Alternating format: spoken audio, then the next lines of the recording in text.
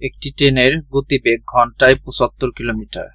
১৮০ metre দৈর্ঘ্যের এই ট্রেনটির ৩২০ মিটার দৈর্ঘ্যের প্ল্যাটফর্ম অতিক্রম করতে কত সময় লাগবে?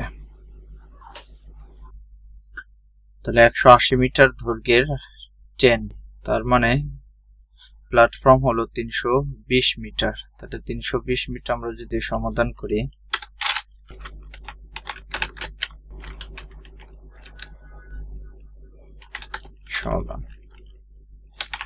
মোট দৈর্ঘ্য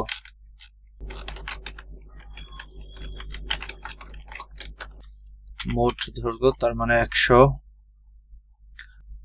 আর হলো ৩২০, আমরা যদি যোগ করি ১৮০ যোগ হলো ৩২০ এত মিটার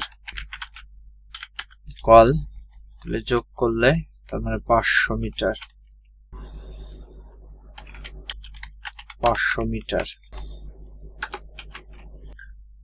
তাহলে আমরা আগের মতো ৭৫ কিলোমিটার, এটা আমরা মিটারে প্রকাশ যদি করি তাহলে ৭৫ কিলোমিটার, এটা মিটারে প্রকাশ করলে ৭৫,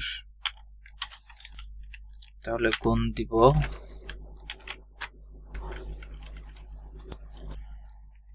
৭৫ গুণ দিলাম ১০০০ মিটার ইকুয়াল, তাহলে ৭৫,০০০ মিটার। তাহলে ঘন্টায় আমরা ১ ঘন্টা ইকুয়াল সেকেন্ডে যদি প্রকাশ করি তাহলে ৬০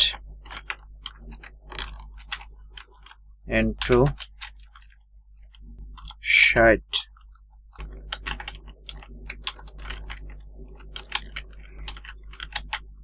সেকেন্ড ইকুয়াল, তার মানে ৩৬০০ সেকেন্ড।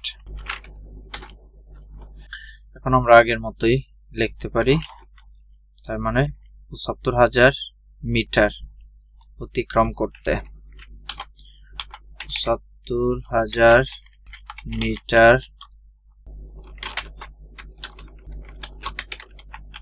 অতিক্রম করতে সময় লাগে ৩৬০০ সেকেন্ড।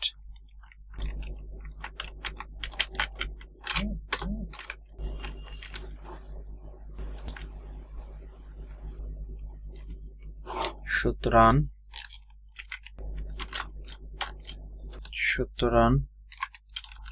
১ মিটার অতিক্রম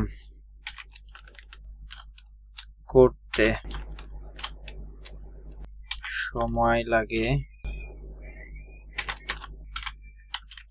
ইকুয়াল, তার মানে ৩৬০০ পড়ে যাবে ৭৫,০০০ নিচে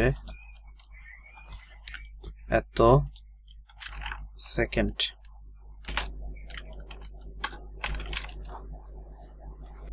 সুতরাং তার মানে আমাদের অতিক্রম করতে হবে ৫০০, তাহলে ৫০০ মিটার অতিক্রম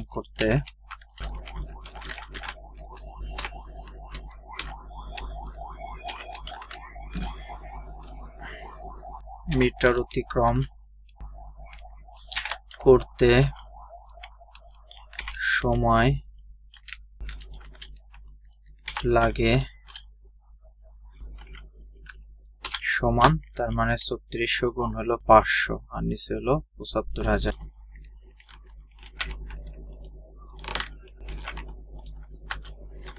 এত সেকেন্ড।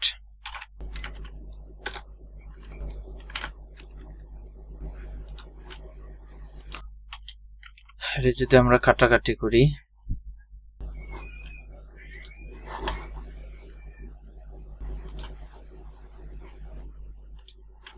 তাহলে আমরা কাটাকাটি করলাম, ৫ দ্বারা যদি কাটি তাহলে ৫ ৫×১৫ = ৭৫, তাহলে ২ শূন্য কাটা থাকে হলো ১ শূন্য। এটা দ্বারা যদি রে কাটি তার মানে 0 বাদ দিলে তাহলে 360, 60 রে 15 দ্বারা যদি কাটি তাহলে 24, তাহলে 24 সেকেন্ড।